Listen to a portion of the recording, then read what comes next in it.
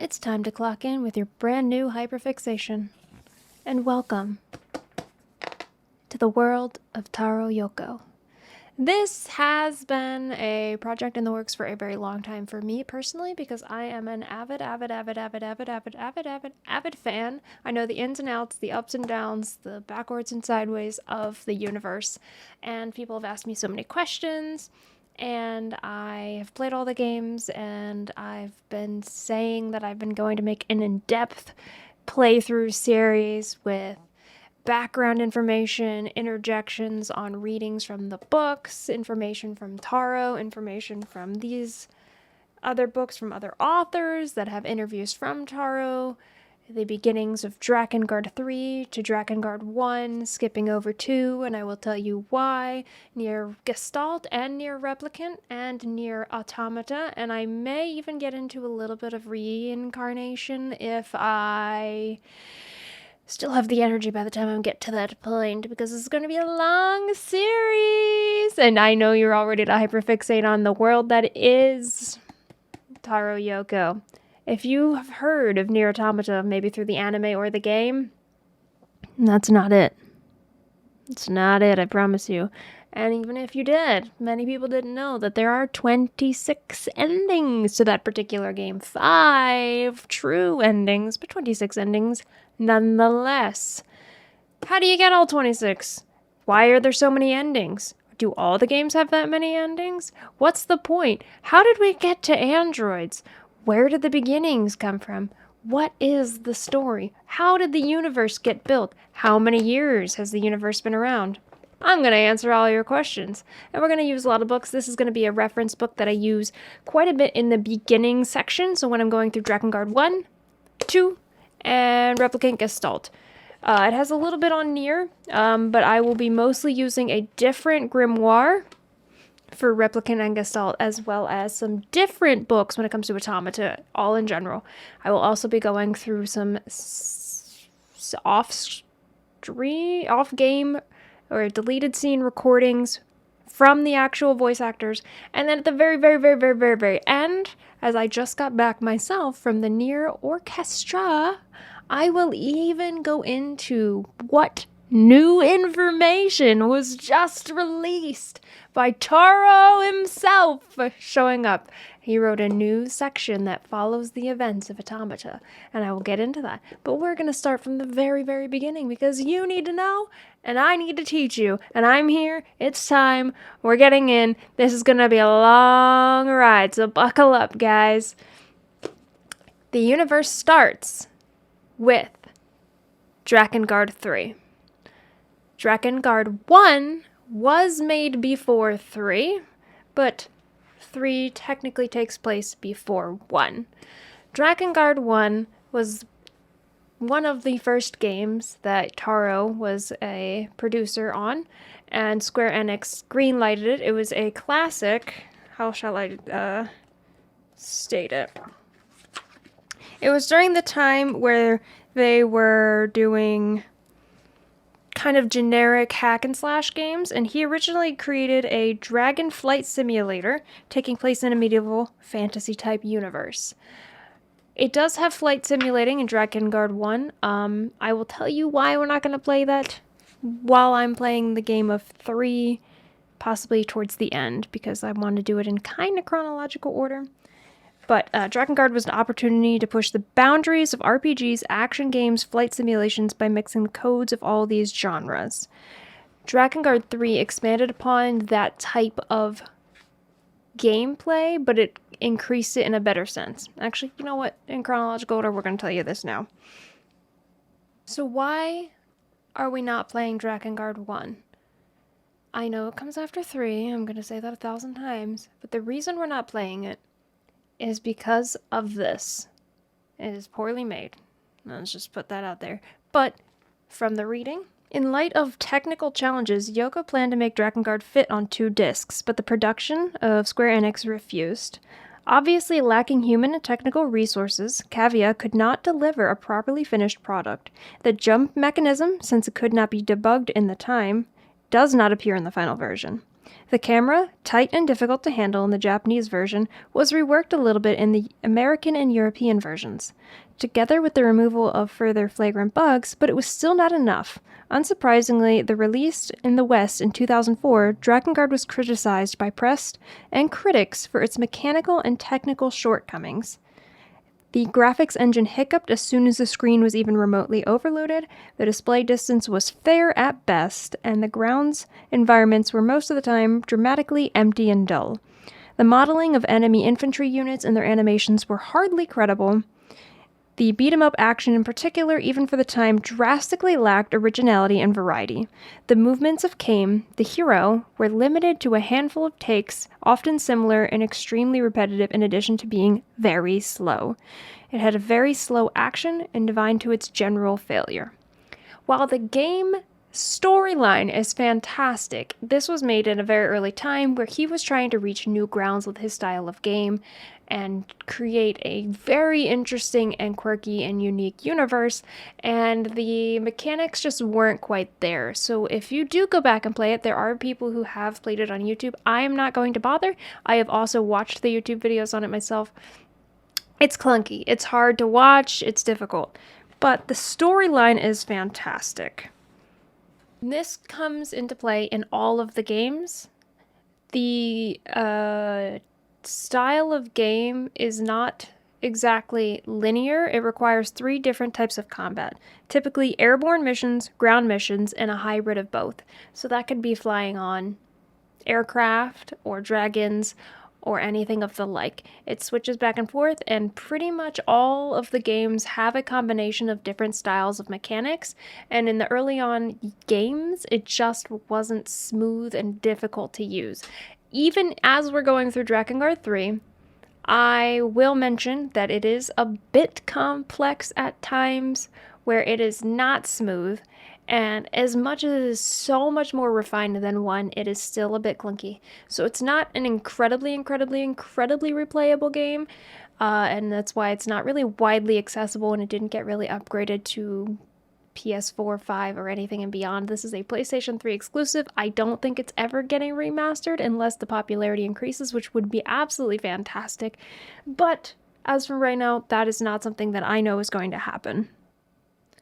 In addition to the main campaigns, each of the games includes an insane amount of side quests. This requires the player to play the games a minimum of 5 times. And that is kind of a classic for TARO's games, is to always reach ending E, which is technically always the true ending. Now, those endings are kind of difficult to get to, as most of them require collecting every single weapon within the game and max leveling it out, and then you can get to the final ending. And I will attempt to get all endings in each game, which means this playthrough thing is going to take a very long time, because leveling up all those weapons takes a long time, and he made them very difficult, and that's why Drakengard 1 as well wasn't very playable, as it was very difficult to even find all the weapons without a proper guide, and the guides back then just weren't as clean as some of the, walkthroughs that we have nowadays, and it was just an absolute nightmare. And even in 3, it's pretty difficult. It's difficult in Replicant, it's difficult in Automata. But we're gonna do it.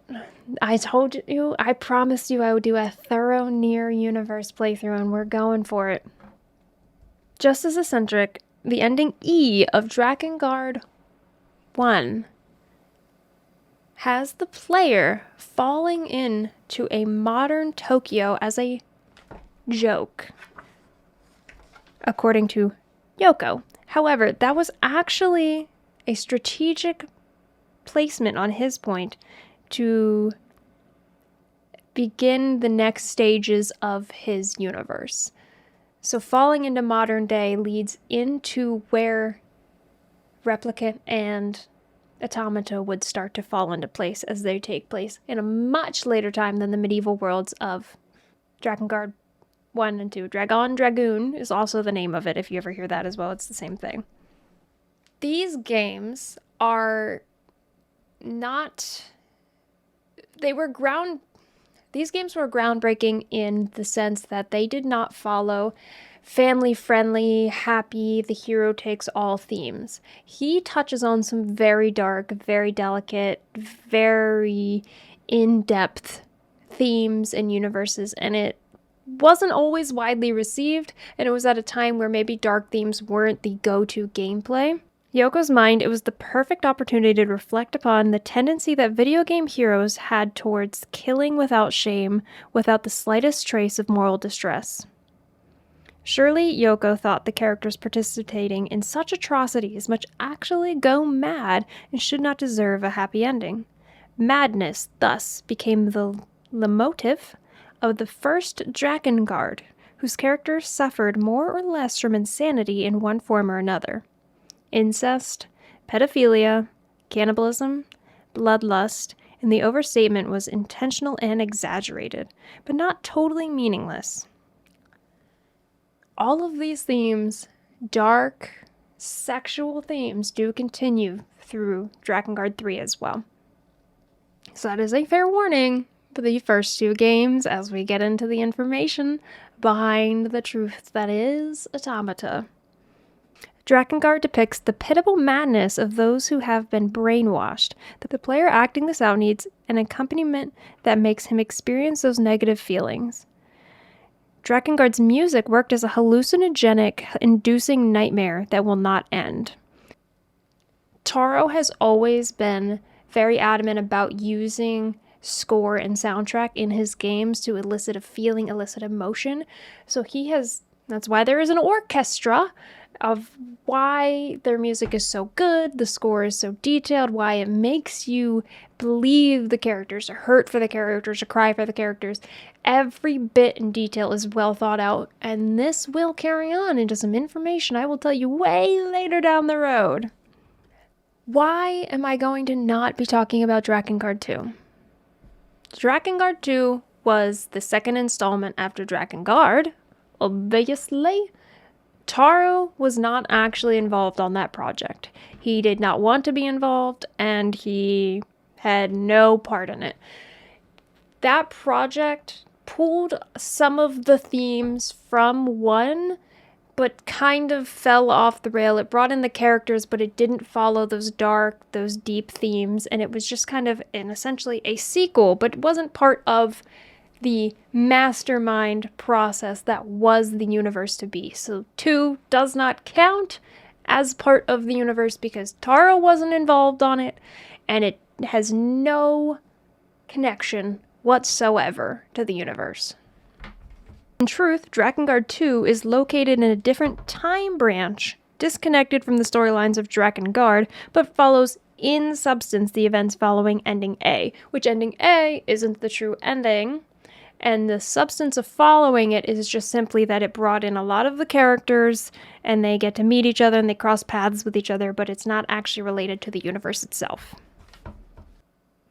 After begging and pleading, not really, but TARO did come back for Drakengard 3. He had abandoned the name Drakengard 3 and wanted it to be called NieR. You would find the traces of preliminary work in the boss names of the future game, all inspired by popular fairy tales like Pinocchio and Hansel and Gretel.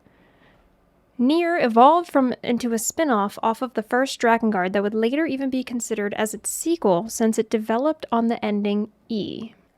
What does this mean? It means that NieR Replicant Gestalt was thought of before Drakengard 3 was. So, the ending continues from 1. Ending E of Drakengard 1 continues into NieR Replicant. I know it's complicated. We'll get there. I'll make it easier as we go down. And that is all I'm going to tell you from the book before we get started. I will be interjecting with different snippets and informations as we go along, but that is where we're going to start. I just wanted to tell you why we're not covering 1, because it's hard. Why 2 isn't included, because TARO wasn't part of it. And why we're starting with 3, because it's truly the beginning. It's a great game. I can't wait for you guys all to fall down this hyperfixation rabbit hole with me. Welcome into my world. It is time for you to fall in love with NieR and all the characters. I will have my 0 cosplay up during the entire playthrough of Drakengard 3.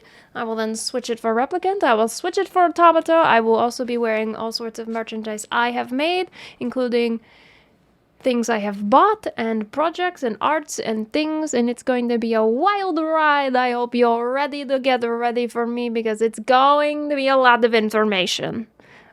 Feel free to ask questions in the comments. If I misspeak or get something wrong, feel free to correct me. I'm going to be talking a lot and telling a lot, and I'm probably going to ramble on. It's going to take a long time to get through all of this, so we're going to have some fun.